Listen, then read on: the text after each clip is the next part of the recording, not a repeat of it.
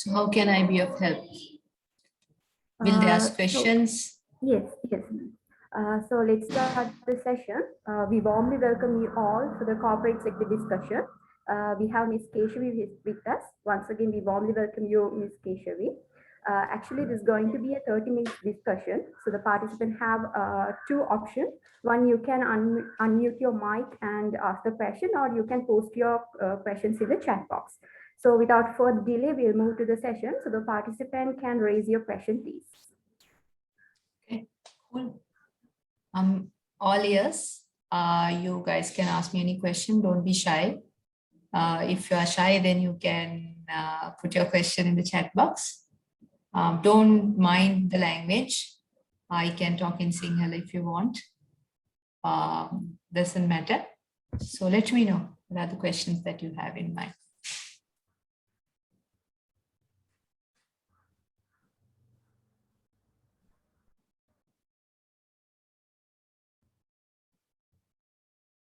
I will.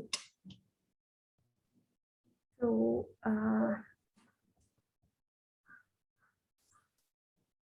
Ms. Keshavi, I would like to ask the first question. So the first impression that I have got is your oral communication skill. So my question is, what quality makes you a good oral communicator, specifically in the corporate sector? Okay. Oh, see, if you guys want to be in corporate sector one day, or even you want to be a young planner and work with corporate sector one day, one most important segment is that you should be good in communicating. Now, all of you guys are silent, no? Now, that is something impacting again oral communication. But if you really look at it, when we are communicating, it is not only about the words. Actually, more than 40% of your communication comes from your body language. And then the words, it's a little bit lesser, you know. So one thing is that the qualities of great oral communication is the way that you articulate something. Explain karane when there's something you have. You might have a great plan in mind, great idea in mind, but how will you land that message in the mind of the listener? So for that, you need to be very well prepared. If you are going to go with a really great plan, you need to understand what's the audience like, where are they coming from, what's their intention is like, what is the best, what's the objective that this person is going to have, why they would even listen to me. No, those are the things that you really need to do if you are going to go for a presentation or you are going to sell your plan. Say you have a city plan and you want to sell that city plan to someone. Yeah. Now, why would I buy that city plan? I mean, you need to make me understand it well. So that is where this articulation or the storytelling capability comes into play. That comes with your facial expressions, your body language, how you use your stature, and the capability to listen when other person is asking a question, and the ability to observe how they are receiving you. In the first 1 minute, if someone is taking the phone, that means they're not interested in listening to you anymore. Yeah. So there is a book called Resonant.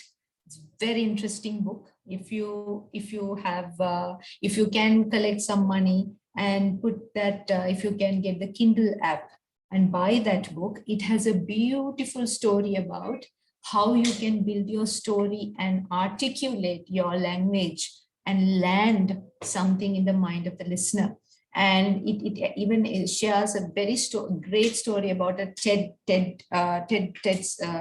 video, which you can actually go and watch, the power of transformation in classical music. There's a TED video, if you can watch, you will see how powerful that TED video is. You will end up crying when you finish watching that.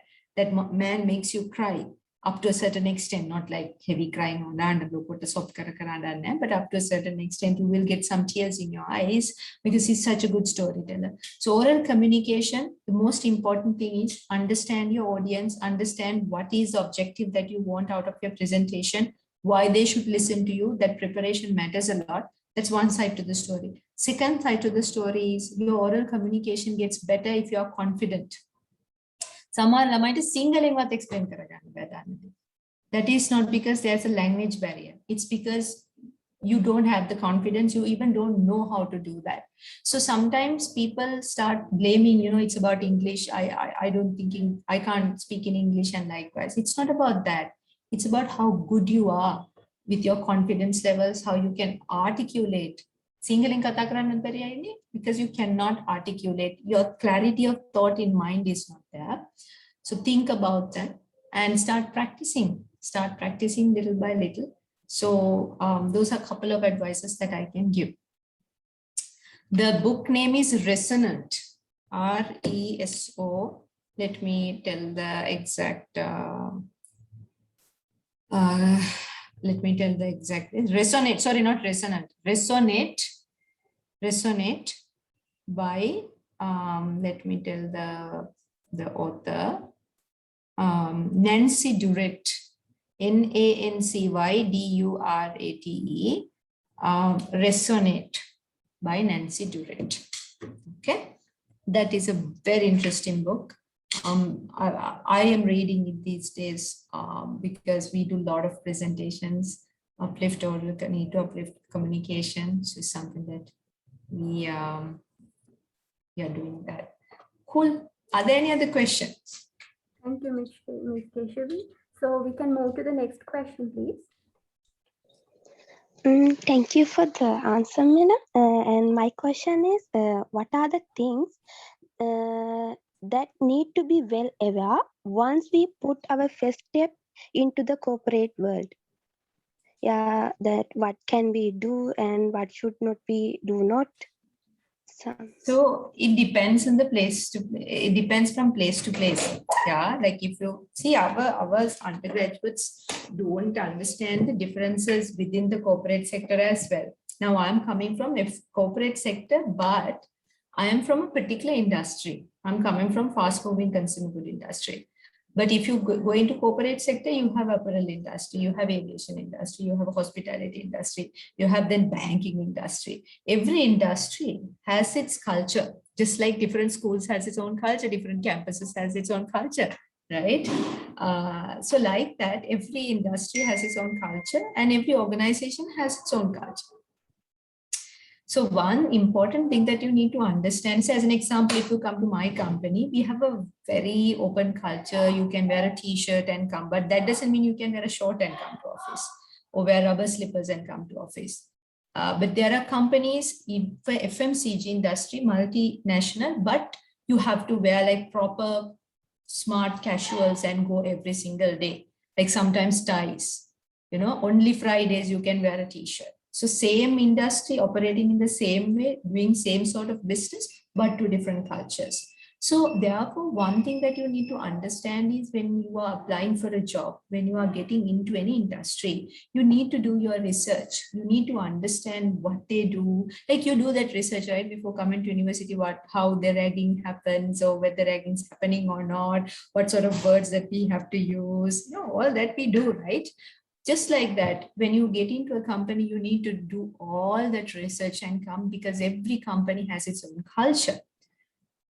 So when you are new to any company, the first couple of months, it's very important as an undergraduate, graduate or an undergraduate, you need to observe and understand and get to know little nuances. Okay, whether I have to come early or go late, or is it a flexible timing, how supportive people are, is this hierarchical or not, do I have to say sir, madam, or can I speak from the first name, or do I have to wear something like this, or shouldn't I wear something like this, like during the work time, how can I approach someone, how's the daily schedule of people looks like, are they really busy, do they have a virtual like too many virtual teams, so then that means some of the people are working from home, some are working from office, how do they interact with each other, is it too official or is it too friendly or is it too informal? I mean, you need to understand all of that, but that takes a little bit of time. And in the current context, in the pandemic, we are all operating online, so because of that, it's a little bit tough anyway. So therefore, advice is, as an undergraduate, before getting into any company, go through their websites, try to understand how the culture looks like, talk to a couple of friends. But that doesn't mean if your friend is blasting the company, oh my God, it's a bad company. No, every people go through their own life stories in different companies. You don't know how your friend is behaving in that company, and whether the person is doing a great job or not. So listen, but don't make a judgment for yourself. You experience it and make your own judgments. So that's the main advice if you're talking to your friends and other people and listening to them about a company culture. Yeah. So advice is have an open mind, learn by yourself, be very observant, try to understand, prepared about the culture, and have emotional intelligence to understand what's going around. That's very important.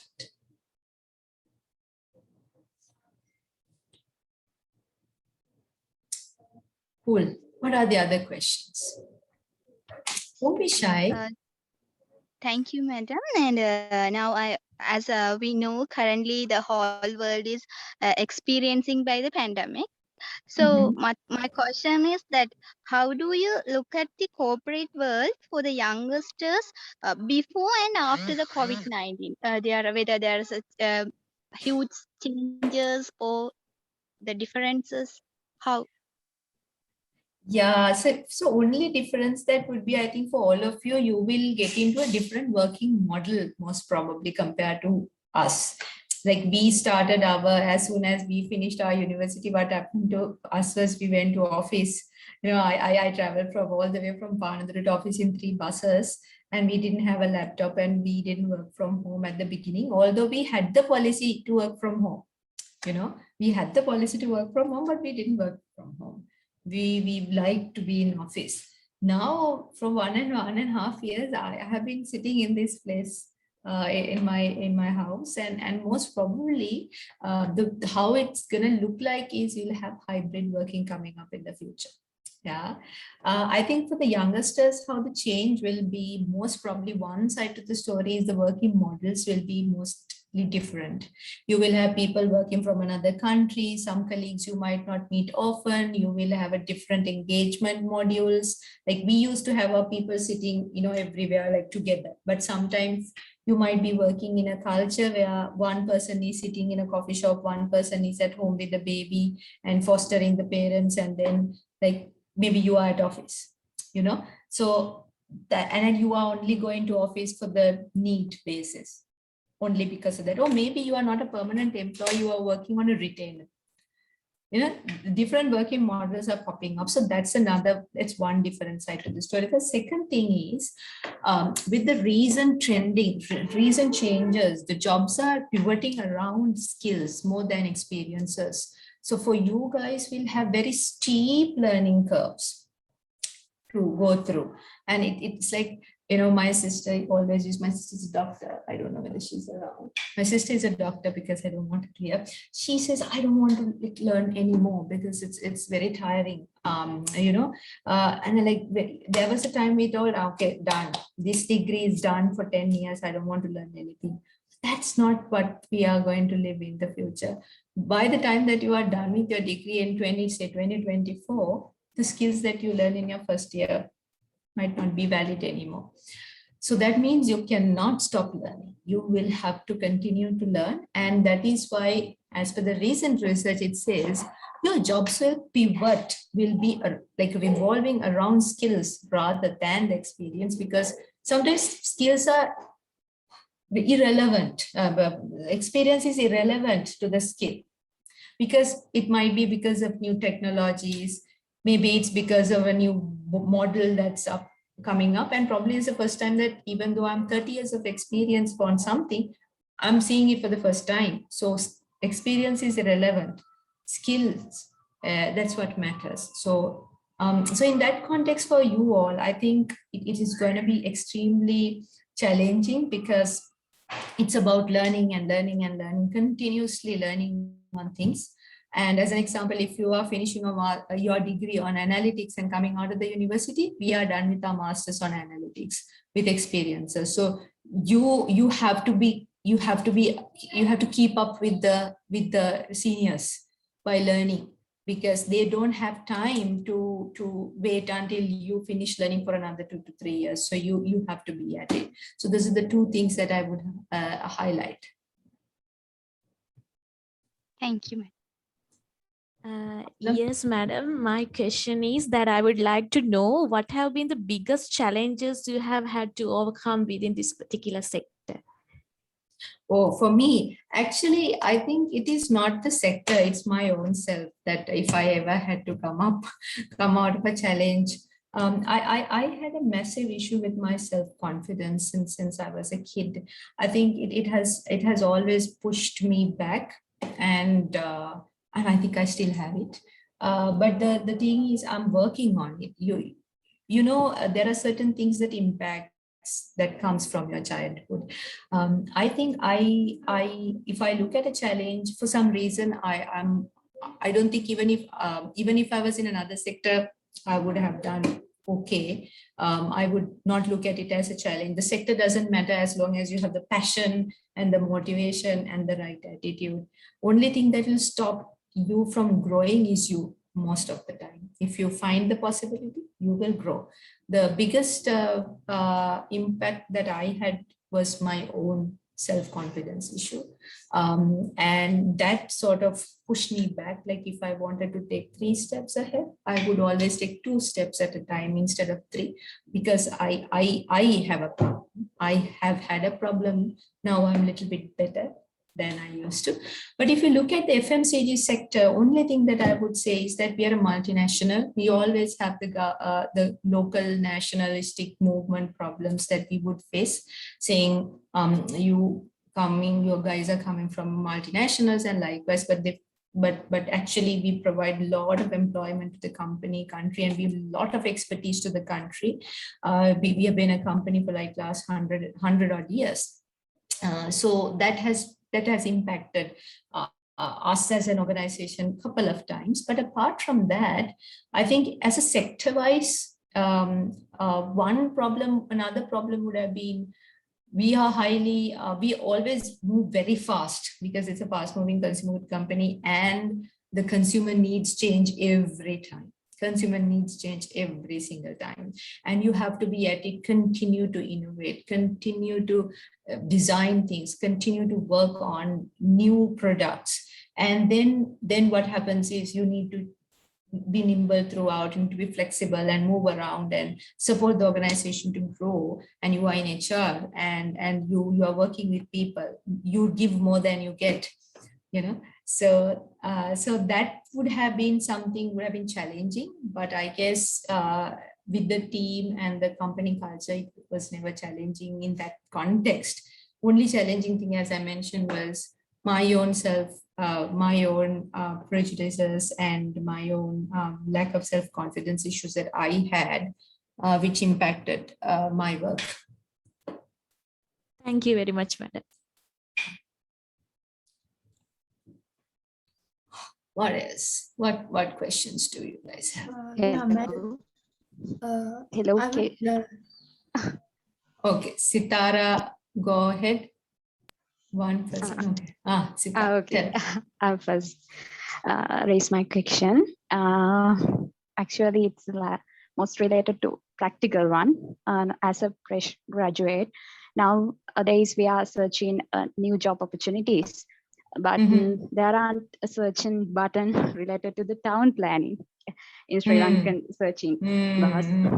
But as a town planning graduate, we all know we can deal with the people and the community, and we have a good communication skills. We know the get details, analyze it, and make decision, and we know the work effectively with the time based. So I learned those are the most searching or most demanding ability in any job field. I wanted to know, ma'am, if you have any idea as a town planning graduate with these kind of qualities and qualities, what are the sectors we can apply for job vacancies?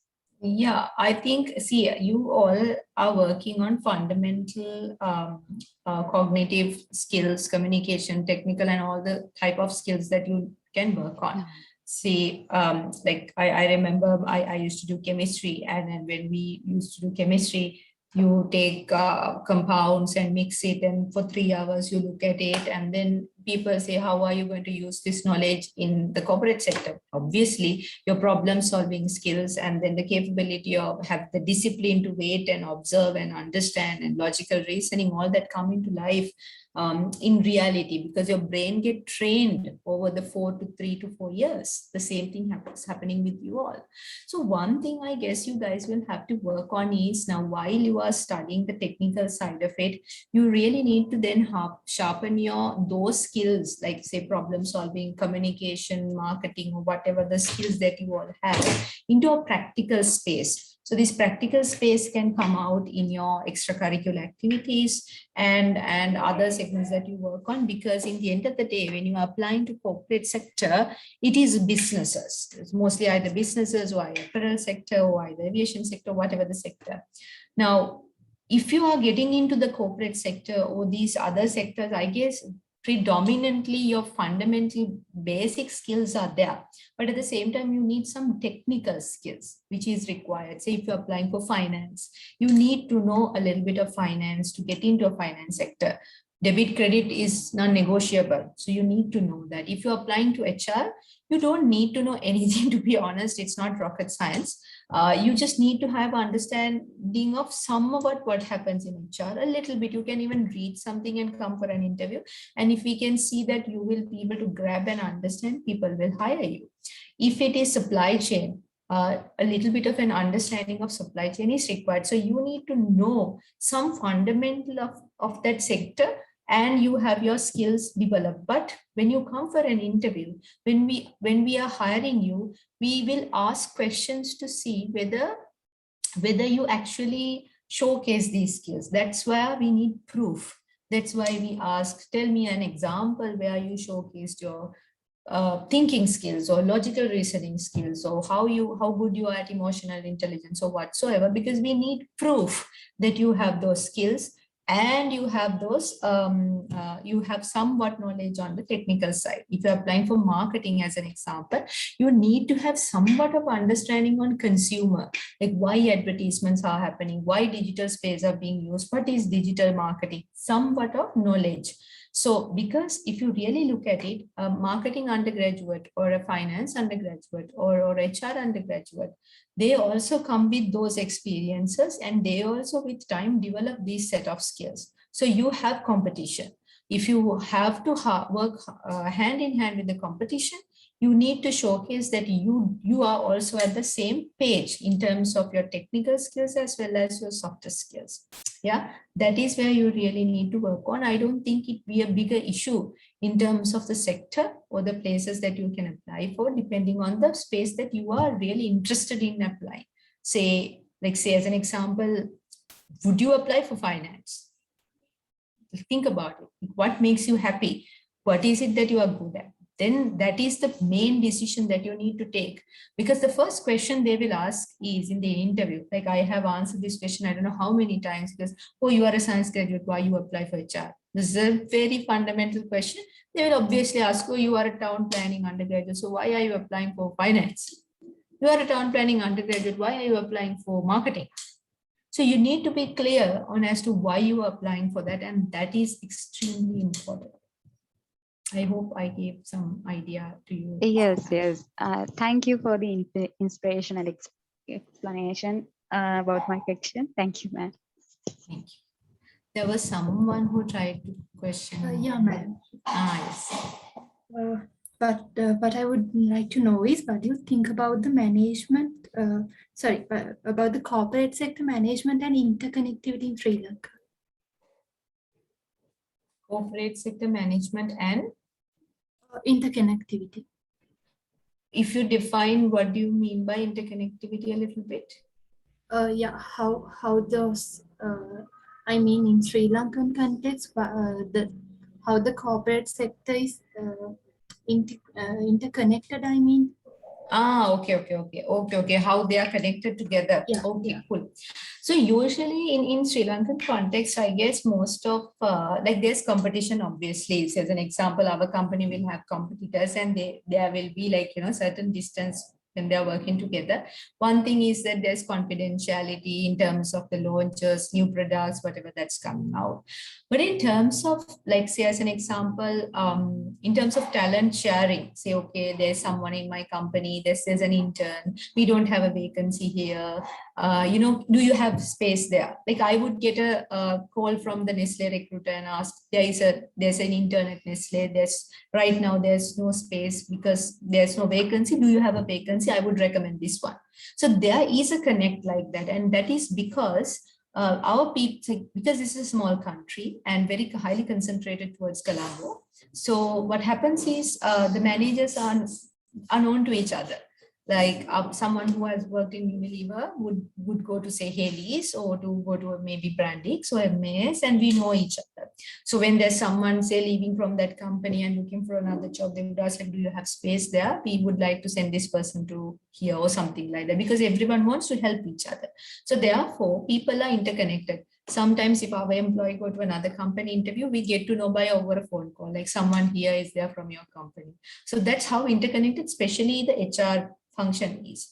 But at the same time, if we look at the other segments, they work together. Sometimes, like very recently, there is one of the biggest conglomerate we were trying to work together to bring out a summer internship program. But it didn't work out because of the pandemic situation. But that sort of connects also happen. If you look, there are certain companies come together and offer certain programs. Sometimes some companies come together and provide other programs. So interconnection is there, but at the same time, the connection can be impacted due to competition and rivalry, and that is due to many reasons. It can be because of products, or it can be due to macroeconomical, the market, political, economical situations in the country, and most of the time, I think everyone likes to help each other. It's just that it will be governed by how you want to work together, sort of thing. Interconnection, I would say, I know for a fact, like if an employee did something really wrong and get blacklisted, sometimes we get that information very soon saying this person is blacklisted, shouldn't be hired. So that level of interconnection is there. Yeah, thank you. There's a connect question here. As we aware about the world situation and considering the pandemic, getting job and sustaining job is crucial for everyone. So can you elaborate how the youngsters can be competitive with the different? So I think I would have covered this answer in my previous answers. Currently, the tender, like Sri Lanka unemployment rate is at 5.7. It has increased from last year to now. Some companies are getting closed down because of the market economic situation. But I just want you to know that this is not only a Sri Lankan issue. It is across the world. The unemployment, recently I was reading a headline from UK Bulletin. Boris Johnson is informing that they are going to see a huge unemployment issue with youth in the coming 2 to 3 years. So it's not only Sri Lanka issue, it's across the world as an issue going on in terms of employment, because the economies are suffering due to pandemic. So in that context, only the best talent will get opportunities. So you really will have to put an effort, like Dr. Shamini mentioned. You have to start that change within yourself. And I think your town planner department is doing a lot of work in terms of bringing those CPDs to life and driving those competitions. I guess you need to get that best opportunity and put a lot of effort in upskilling yourself, and only that will help you. And if you don't do that, it's going to impact you in long run, because only uplifted skills will help you to grow, and you need to build up your edge vis-a-vis the competition, who will fight for the same job with you. So because the opportunities might be a little bit lesser because of organizations getting suffered, and sometimes it can be seasonal. So as an example, like at the beginning of the year, there are job opportunities, and you might see the job opportunities getting lessened towards the end of the year. because there are lockdowns happening, businesses are suffering, budget cuts happening. So towards the end of the year, maybe there are no jobs. So therefore, there will be a hike of applications towards jobs at the beginning of the year, which means it's high competition. So you have to stand at the out of the competition. For that, you need to build up yourself, do your extracurricular, get a coach or a mentor, start working on your development, understand yourself more, and invest time in developing your focus skills and your development specifically in terms of where you want to be.